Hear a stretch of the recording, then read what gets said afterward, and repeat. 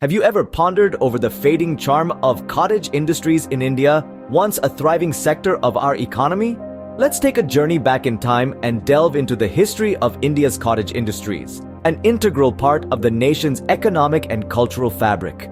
Picture this, a time when the hum of spinning wheels, the rhythmic tapping of looms, and the delicate artistry of pottery shaping resounded through the villages of India. This was the golden age of cottage industries, a period when these small-scale, home-based industries were at their zenith. In the heart of this golden age, during the pre-colonial era, cottage industries were the backbone of the Indian economy. Each village was a self-sufficient entity, producing a variety of goods, from exquisitely woven textiles to beautifully crafted pottery, from intricate jewelry to durable leather goods. These industries were not just about production, they were about craftsmanship, about preserving cultural heritage, about creating something of value with one's own hands. So, what led to the downfall of these once prosperous cottage industries? The answer lies in the era of British rule in India. With the advent of the Industrial Revolution in Britain, the colonial masters introduced mechanized industries to the subcontinent. Efficient and fast, these industries churned out products at a pace that the labor-intensive cottage industries couldn't compete with. Suddenly, the market was flooded with mass-produced goods, and the demand for cottage industry products began to wane. But it wasn't just the competition that led to the decline. The cottage industries themselves were grappling with their own set of challenges. The lack of technological advancements was a major one. While the rest of the world was moving forward with new inventions and innovations, the cottage industries were stuck in a time warp. They continued to rely on traditional methods and tools, which resulted in low productivity. What took a mechanized industry a day to produce took a cottage industry several days, if not weeks. The disparity was too great to ignore. Moreover, the cottage industries were largely unorganized and scattered across the country. There was no unified body to represent their interests or to negotiate better terms for them. They were at the mercy of middlemen who exploited them and paid them a pittance for their hard work. The artisans, who were once revered for their skills, were now struggling to make ends meet. The challenges were manifold, and the cottage industries were ill-equipped to deal with them. The result was a steady decline in their fortunes. From being the backbone of the Indian economy, they were relegated to the sidelines, struggling for survival. The artisans were left with no choice but to abandon their craft and seek employment elsewhere.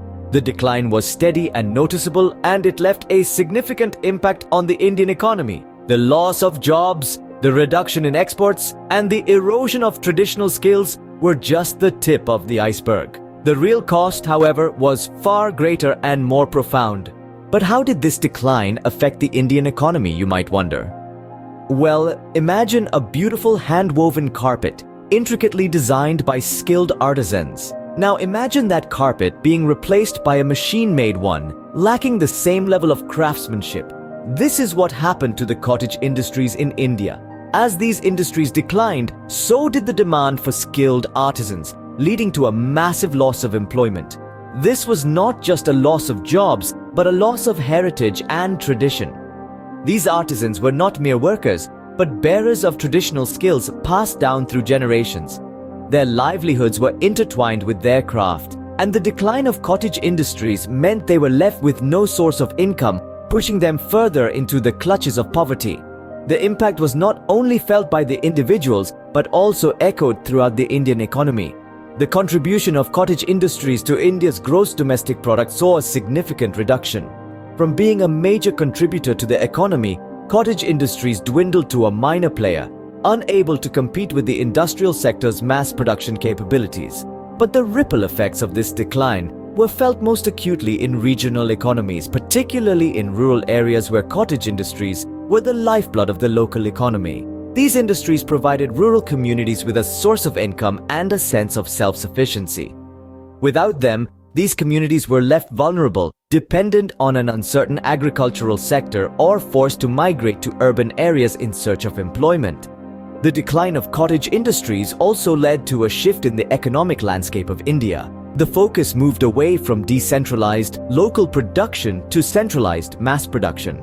This shift further widened the economic disparity between urban and rural areas. creating an imbalance that is still felt today.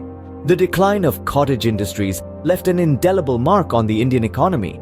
It was not just about the loss of jobs or a reduction in GDP, but a loss of a way of life, a loss of tradition, and a shift in the very fabric of the Indian economy. The impact of this decline still resonates today, a poignant reminder of a bygone era. In the present day, where do cottage industries stand in the Indian economy? Let's delve into the present scenario. Amidst the whirlwind of globalization, the humble cottage industries of India are striving hard to keep their heads above water. The vast sea of mass-produced commodities and the allure of foreign goods have posed significant challenges for these small-scale industries. Yet, they continue to persist, holding on to the threads of their rich heritage. The government, recognizing the value of these industries, has launched various initiatives aimed at reviving them. Schemes like the Prime Minister's Employment Generation Program and the Scheme of Fund for Regeneration of Traditional Industries are designed to provide financial assistance and promote skill development among artisans. However, the road to revival is not without its hurdles. These initiatives often face challenges in implementation due to factors like bureaucratic hurdles, lack of awareness among artisans, and difficulty in accessing credit. Moreover, the demand for products of cottage industries is often seasonal, leading to uncertainty in income for the artisans. Yet it's not all gloom and doom. The modern scenario also presents opportunities. The key to survival and growth lies in innovation and adaptation to the demands of the modern market. For instance, many cottage industries are now leveraging e-commerce platforms to reach a wider audience. They are creating fusion products that blend traditional craftsmanship with contemporary design. The demand for eco-friendly and sustainable products also opens up new avenues for these industries. Handmade natural products of cottage industries are finding favor among environmentally conscious consumers. Embracing technology and innovation while staying true to their roots can help these industries thrive in the modern era. In the face of challenges, the spirit of these cottage industries remains unbroken. Their resilience, combined with the right support and opportunities, can help them overcome the odds. The struggle is indeed real, but so is the potential for revival. They are not merely surviving, but are poised to carve a niche for themselves in the modern economy. While the struggle is real, the potential for revival exists. So what does the future hold for the cottage industries in India? Let's recap what we've discussed so far. We've journeyed from the golden age of cottage industries, where they were a robust pillar of the Indian economy, through their downfall due to industrialization and globalization, to the modern scenario where they're struggling to regain their footing. Despite these challenges, the potential for revival is immense. Provided we implement the right strategies, we need supportive policies that encourage growth and innovation, while also protecting these industries from the harsh realities of the global marketplace. This could include grants, subsidies, and training programs for workers, as well as measures to promote their products domestically and internationally. Moreover, we need to recognize the importance of preserving these industries for our cultural heritage. These are not just businesses.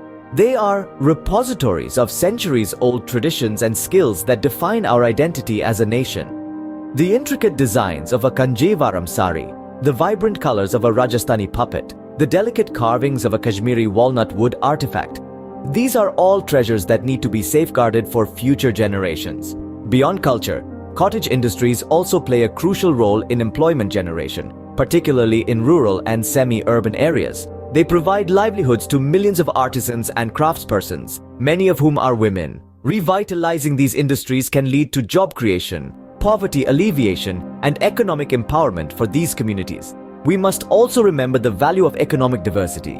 In an era of increasing automation and artificial intelligence, cottage industries offer us a chance to retain the human touch in our products. They remind us that not everything can or should be mass-produced. The decline of cottage industries has been a significant chapter in India's economic history. But the story doesn't have to end here. With the right support, these industries can reclaim their former glory and continue to be a vibrant part of our economy.